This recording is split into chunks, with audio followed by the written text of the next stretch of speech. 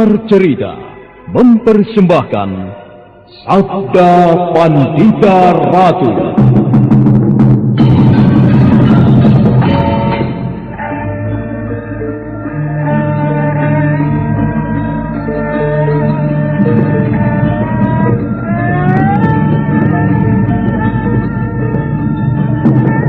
Kureguk anggur Mahadewa, kucicipi madu sabdanya. Bumi ku remas dalam genggamanku, matahari dan rembulan ku telan dalam perutku. Dendedes, sukmamu telah kuraih, nafasmu ku senggama di bulan merah. Ku jelang cintamu, ku seret melanglang maya pada bak nirwana para dewa.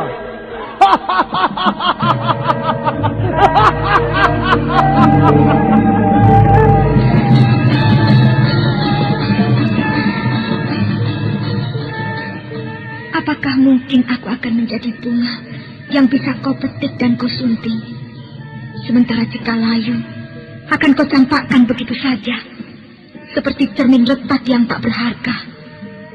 Sabda Pandita Ratu, sebuah kisah penuh dilema, tragedi cinta anak manusia, perebutan tahta, mabuk harta dan duniawi, serta silaunya kehormatan, di mana keangkara murkaan merajalela karena dendam yang membara. Kisah ini berlatar belakang berdirinya Singasari. Ken Arok, dialah pemuda yang merekuk pahit getirnya kehidupan. Namun sebenarnya, dialah yang harus melaksanakan sabda-sabdanya. Perjalanan sengsaranya adalah awal untuk meraih keberhasilan, untuk menuju kejayaannya di saat Singasari berdiri.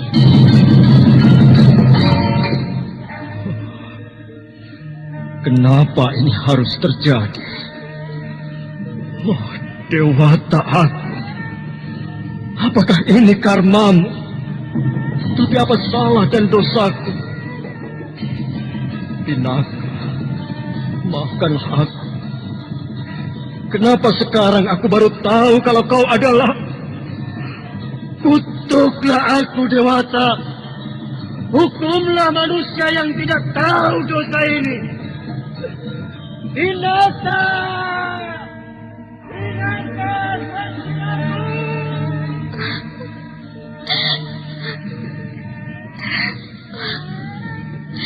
Beginikah perjalanan hidupku? Apakah aku harus menerima garis nasib yang penuh noda dan dosa? Dewata aku, kenapa kau berikan cobaan ini tidak ada habis-habisnya? Tunjukkan di mana letak keadilanmu.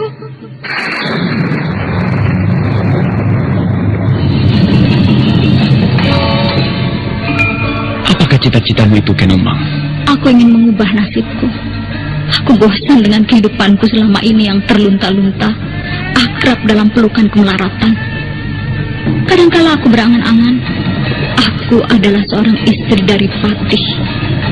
Bahkan lebih gila lagi, aku berangan-angan, andai kata aku adalah seorang permaisuri, maka akan terhapus semua masa silamku, terhapus lenyap, tidak bersisa semua kenangan buruk yang kumiliki. Itulah cita-citaku, Kakang Ken Arok. Bagaimana dengan kau, Kakang? Aku ingin menjadi seorang raja.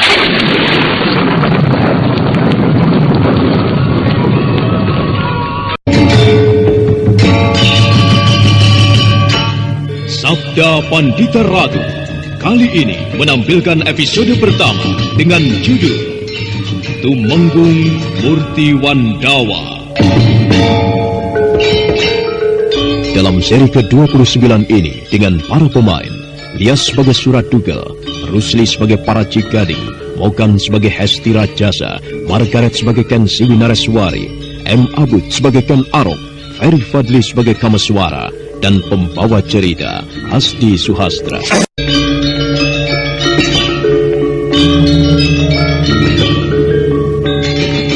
Tiga ekor kuda itu berderap semakin mendekati perkemahan para perampok di tengah padang ilalang karautan. Betapa ketiga orang penunggang kuda itu menjadi sangat geram ketika melihat apa yang telah terjadi di perkemahan itu.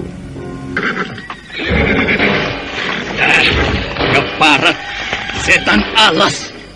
Perbuatan siapakah ini? Apa kabar Paman Paraji Gading? Perbuatan muka semua ini Kameswara. Kami bertiga. Perbuatan gila. Nasib mereka saja yang buruk, Kisanak. Kurang ajar. Aku tidak bisa membiarkan semua ini. Kalian semuanya harus mati dengan cara yang paling mengerikan yang belum pernah dialami oleh orang lain. Kau tidak akan bisa melakukannya, Suradugel. Setan alas, matilah kalian semua. Iya. Tunggu. Apa yang harus ditunggu? Aku akan berbicara kepadanya. Keparat, setan alas. Tidak tersisa satupun anak buahku. Mereka harus bertanggung jawab. Tenanglah, Suradugel. Biar aku berbicara dengannya. Ia bekas keponakanku. Kameswara. Apa yang kau peroleh dari ayahmu? Tumenggung Murti Wandawa? Sebuah cerita yang manis, Paman. Aku merasa senang telah bertemu dengan kedua orang tuaku yang sebenarnya. Dan aku telah menyampaikan salam baktiku kepada mereka. Benarkah kau melakukannya? Terserah Paman Paraji Gading. Mau percaya silahkan. Tidak, aku tidak memaksa. Oh.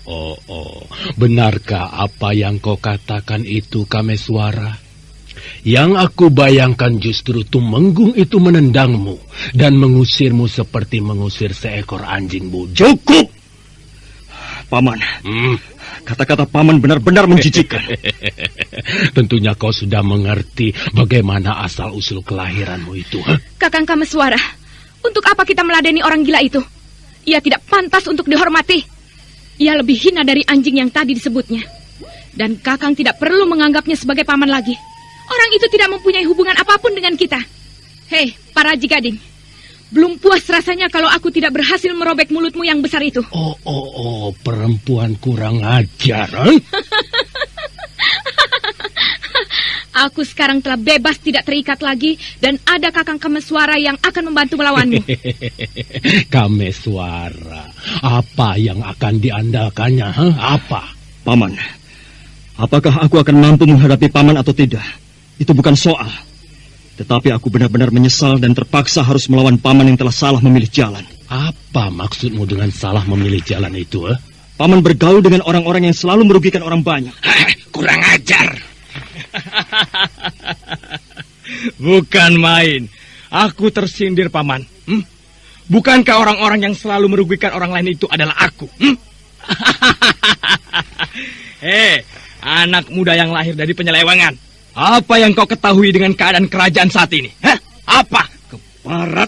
Kau tersinggung? Kau marah? Apa yang kau ketahui tentang diriku? Sehingga kau berkata lancang dengan mengatakan diriku lahir buah dari penyelewengan. Kalau kau tidak percaya, tanyakan saja kepada pamanmu itu. Paman, katakan Paman, apa perkataan orang itu benar dan sejauh mana Paman mengetahuinya? Sepertinya kau harus menyadari mengapa kedua orang tuamu enggan memeliharamu. Tepatnya kau dibuang dari mereka, dan tentu ada sebabnya, bukan? Jawabannya sudah kau dengar juga. Kalau kau belum jelas, baiklah, aku ulangi sekali lagi.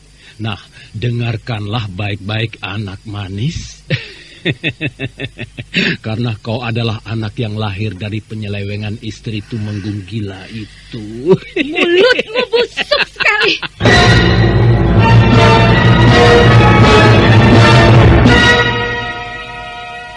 Kapan itu, tubuh Kameswara terasa berguncang, dadanya mengombak. Kameswara justru tidak tahu apa yang harus diperbuatnya. Sementara itu, Ken Siwi Nareswari yang berdiri di samping Kameswara tidak tahan mendengar ucapan itu. Giginya gemeretak, terasa kemarahannya tidak bisa dibendung lagi. Gadis itu segera mencabut pedangnya. Rasa-rasanya ada keinginan segera merobek mulut Paraji Gading. Sementara itu Paraji Gading nampak tertawa senang karena ucapannya berhasil menyakitkan hati dan perasaan Kameswara. Ketika dadanya berguncang-guncang karena tawanya, tiba-tiba terdengar suara lecutan cambuk di udara.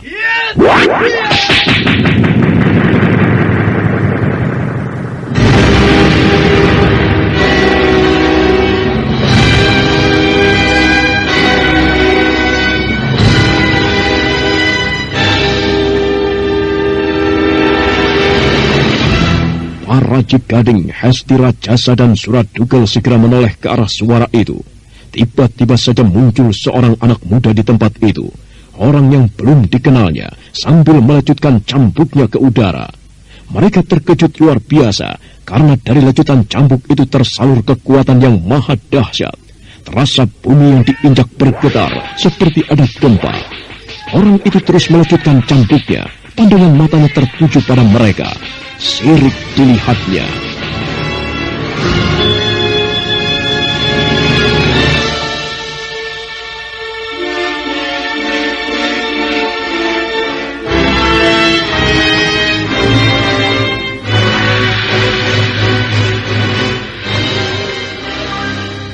Namaku Ken Arok. Aku datang ke sini karena tempat ini akan aku pergunakan sebagai markasku yang baru. Akulah yang telah membantai orang-orang yang tidak berguna itu. Dan sekarang, syukur kalian datang kemari. Karena aku yakin, kalianlah yang akan bertanggung jawab terhadap mereka semua. Tikus-tikus busuk mengrusak sawah. Bersiaplah untuk mati. Gila.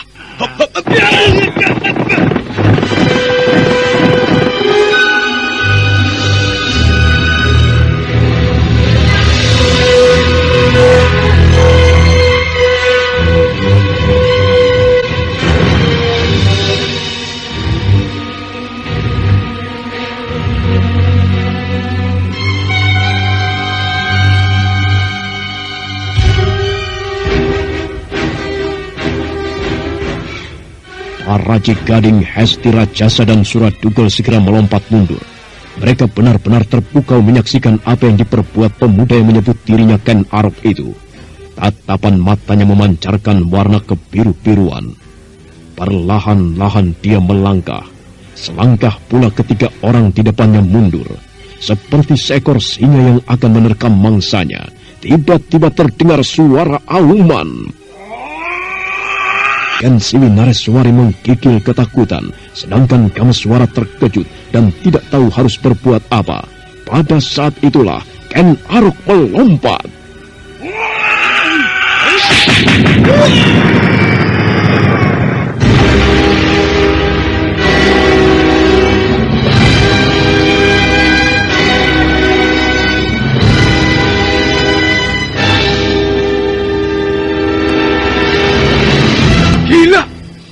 Suradugel mati. Hati-hati Hesti Rajasa. Orang itu kelihatannya sangat berbahaya. Kau lihat matanya ada sesuatu yang janggal. Pemuda ini sepertinya memiliki sesuatu yang dahsyat. Tatapan matanya menimbulkan sinar kebiru-biruan. Aku ingat dengan cerita orang-orang tua. Siapa yang memiliki tatapan mata seperti itu adalah seorang yang terpilih. Orang Panilih atau Kawahyon. Oh, betulkah orang ini pilihan para dewa? Aku harus hati-hati menghadapinya.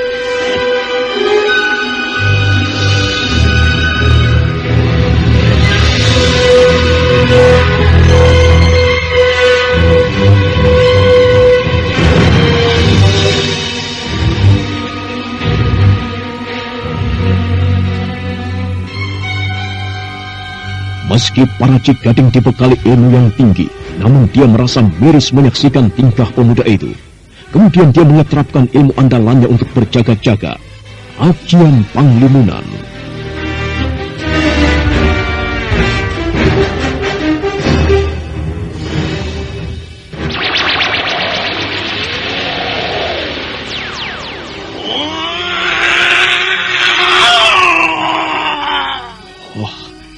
Paman Paraji mengeterapkan ilmu Panglimun. Rupanya Paman Paraji menganggap orang ini luar biasa. Tidak salahnya aku mengikuti Paman untuk berjaga-jaga.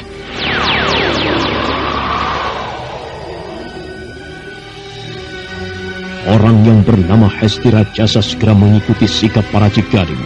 Dia segera mengeterapkan ilmunya. Beberapa saat kemudian, tubuhnya lenyap tidak kasat mata. Kameswara dan Ken Siwi Nareswari memperhatikan sikap mereka tanpa sedikit pun mengedipkan mata.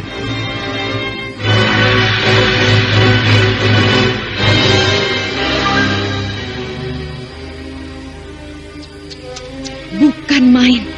Mereka menghilang. Mereka lenyap tidak terlihat mata biasa.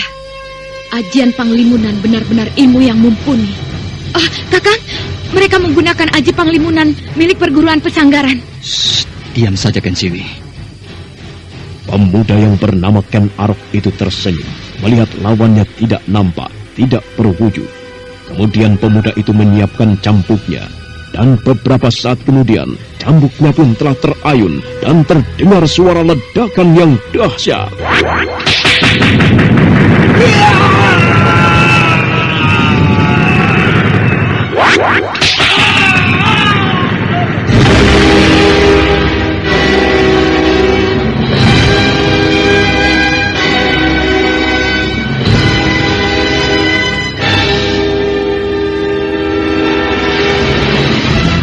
Rupanya sia-sia saja Hesti Rajasa dan para Cigading bersembunyi di balik ajian Panglimunan, karena cambuk yang disabetkan Ken Arok telah menyamparnya, dan akibatnya sangat mengerikan bagi keduanya.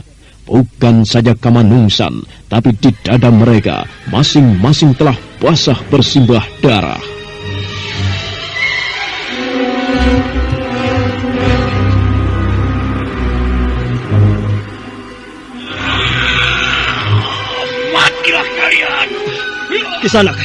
Kisanak Ken Arok, jangan!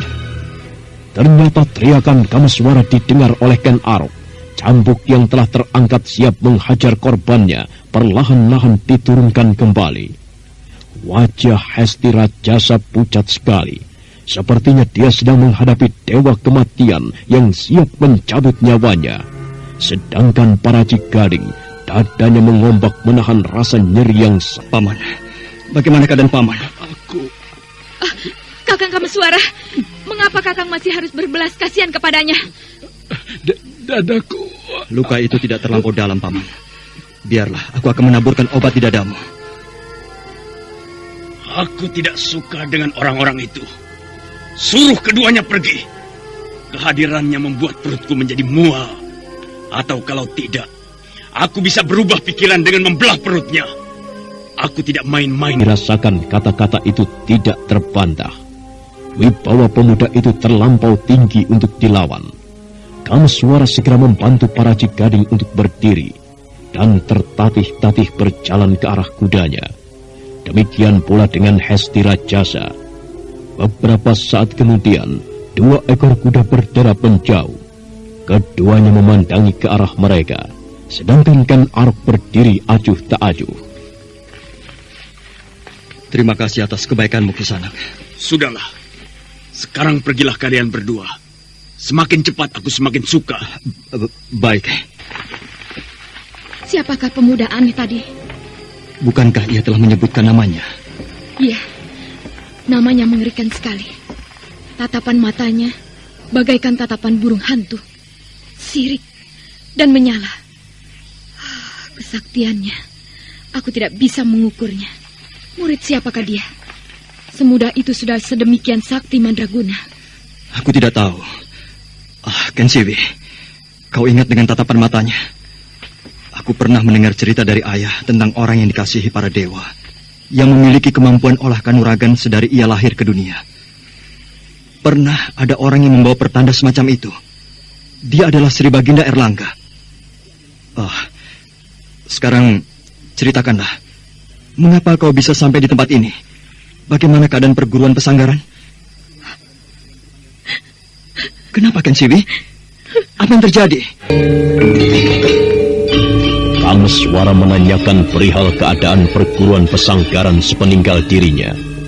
Ternyata pertanyaan itu membuat gadis itu tidak mampu lagi menahan rasa sedihnya. Gadis itu menangis, air matanya mengalir deras membasahi pipinya. Rasa haru tumbuh di hati Kameswara. Perlahan-lahan diraihnya kepala gadis itu dan dibenamkannya ke dadanya yang bidang dan penuh dengan tumbuhan. Ceritakanlah, Ken Siwi. Apa yang telah terjadi di perguruan Pesanggaran? Dan mengapa kau bisa sampai berada di tempat ini? Kakak. Bagaimana? Sepeninggalan kakak, keadaan perguruan Pesanggaran tidak karuan. Apa yang terjadi? Ayah pergi. Ayah pergi? Kemana perginya? Ayah pergi untuk membayar janji yang pernah diucapkannya puluhan tahun yang silam. Ketika ayah masih muda, ayah pergi menuju ke suatu tempat. Entah di mana tempat itu. Sampai hari ini aku belum berhasil menemukannya. Apa nama tempat itu, Kensiwi? Air terjun Kambang Ayun. Ayah pergi ke sana. Aku dan Kakang Mahisa beranjangan. Pergi menyusul ayah.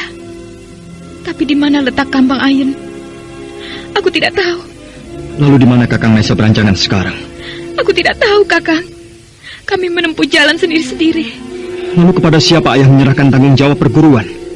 Atas usul Kakang Mahisa beranjangan, ayah menyerahkan tampuk pimpinan kepada Paman Haryo Panumping.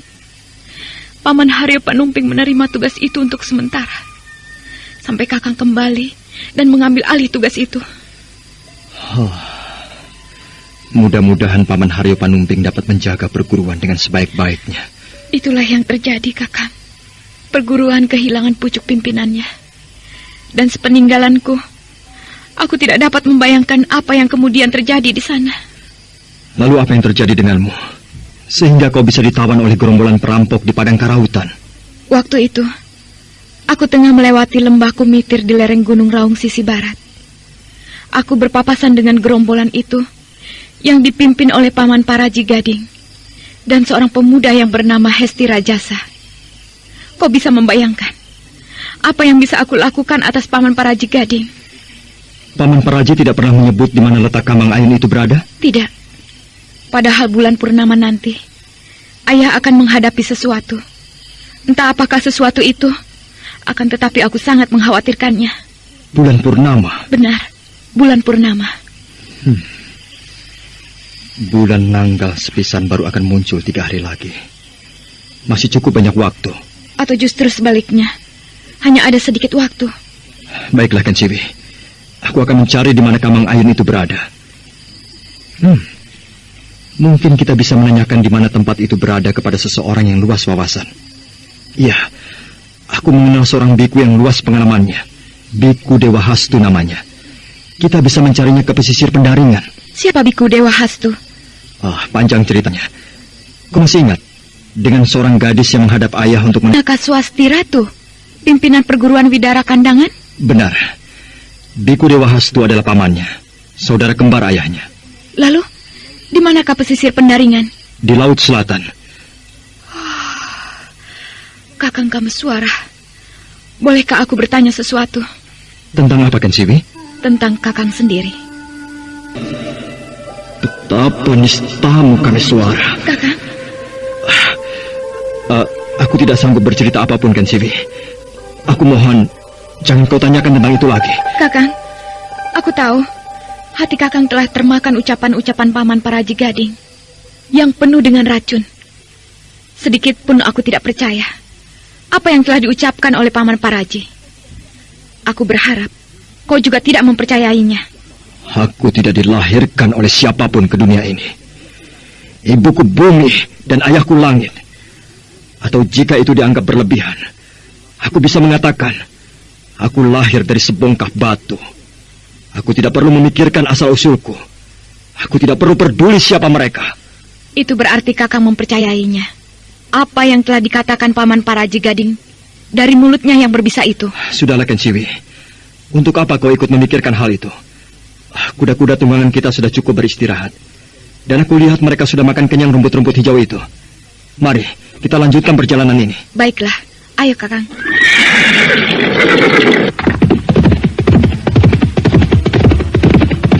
Mereka berdua segera menaiki kudanya.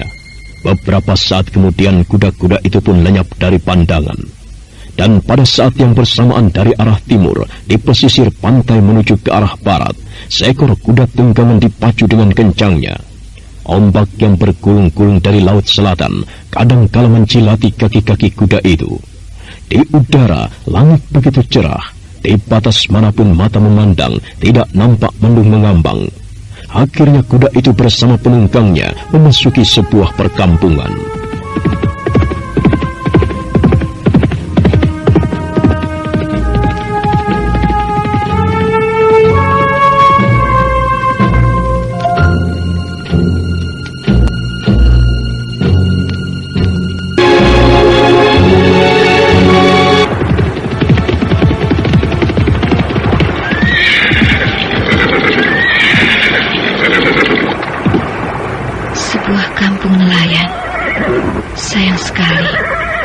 Tidak ada tanda-tanda yang menunjukkan apa nama kampung ini.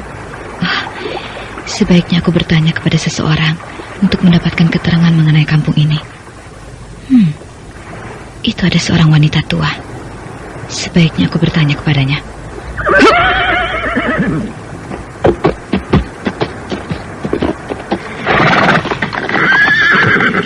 Permisi.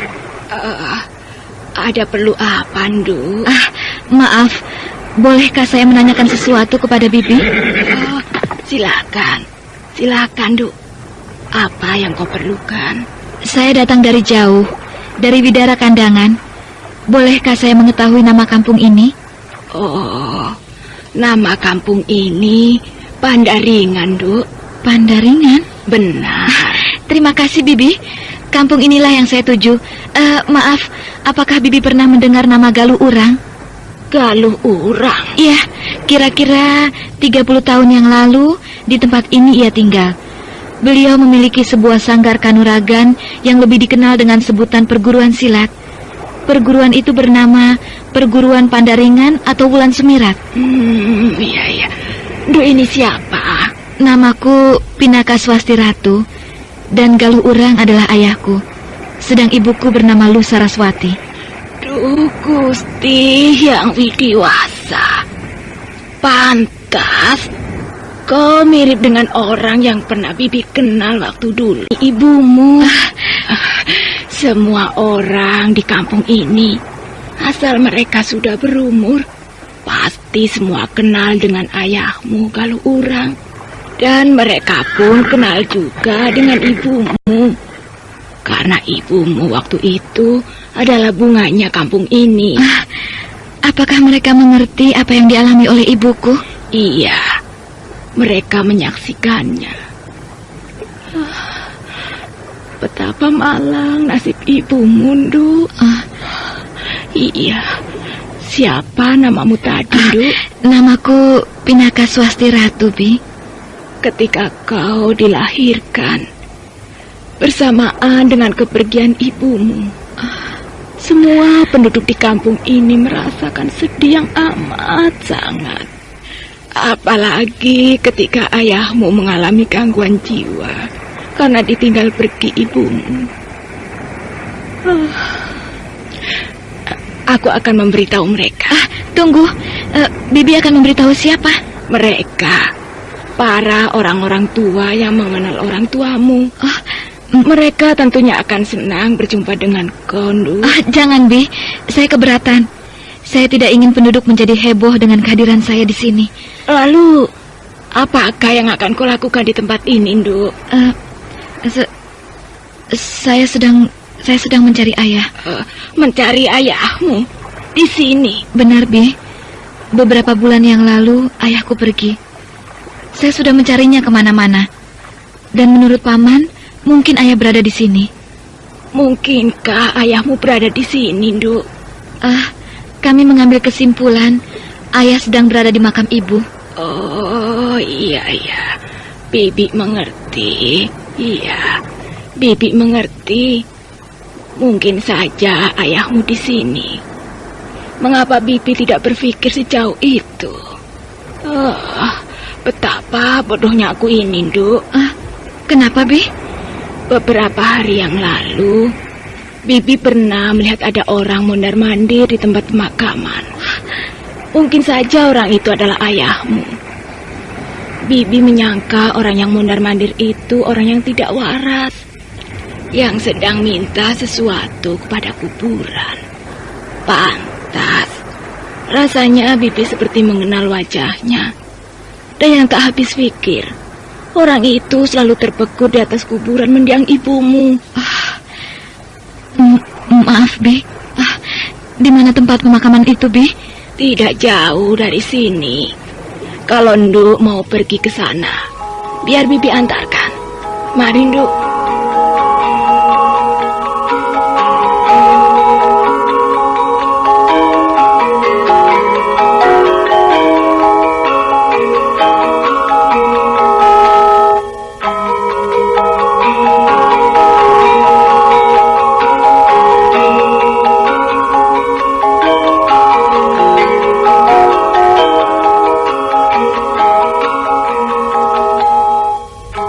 Nelayan yang telah cukup umur itu dengan perasaan penuh haru mengajak Pinaka Swasti Ratu ke tempat pemakaman yang terletak di ujung desa. Di dalam perjalanan menuju ke sana, mereka sempat menarik perhatian orang-orang yang berpapasan. Orang-orang itu menyapa dan dengan ramah pula gadis dan bibi nelayan itu menjawab sapaan penduduk Pandaringan. Apa orang itu, Nyai? Aku tidak mengenalnya, Ki. Oh, cantik sekali anak itu. Sepertinya aku pernah mengenalnya. Kau maksudnya apa? Entahlah. Aku merasa pernah melihat wajah seperti itu. Tetapi, ya, itu sudah lama sekali. Kira-kira sekitar 30 tahun yang lalu. Ngawur kamu, Ki. Kalau kau pernah bertemu dengan gadis itu 30 tahun yang lalu, ia tentu masih dalam perut ibunya.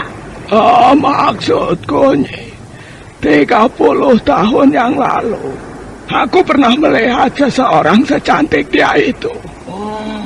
Lalu? Nama perempuan itu, yang aku maksudkan, Losaras, ya Losaras. Mungkin kau kenal juga dengannya, Nyi. Bukankah yang bersama gadis itu Nyai Juwangi?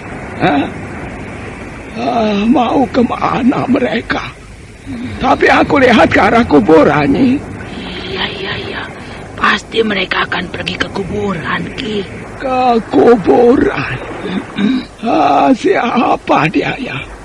Agaknya kedatangannya ke tempat ini untuk mengunjungi makam leluhurnya. Dan Nyai Juwangi nampaknya telah kenal dengan gadis itu. Nyi, bagaimana kalau kita ikuti dia? Aduh, kau, Ki. Seperti kurang pekerjaan sah. Penuh harap, Pinaka Swasti Ratu yang diantar bibi nelayan yang bernama Juwangi itu bergegas menuju ke tanah pemakaman. Gadis itu mendadak sangat kecewa ketika sampai di makam ibunya, karena di tempat itu tidak ada seorang pun. Ayah, tidak ada, Nduk. Tetapi Bibi tidak bohong. Orang itu beberapa hari yang lalu berada di sini. Sungguh, Nduk, Bibi tidak bohong. Yang mana pusara ibuku, Bi? Itu, yang di sebelah. Tidak pernah dirasakan oleh Pinaka Swasti Ratu. Kakinya gemetar seperti kali ini. Keringat dinginnya keluar, seluruh tubuhnya terasa dingin. Nah, apa yang akan diperbuat oleh gadis itu ketika melihat pemakaman ibunya? Saudara pendengar, nantikanlah kelanjutan kisah ini dalam episode yang akan datang. Merentang Gendewa Luga. Sampai jumpa.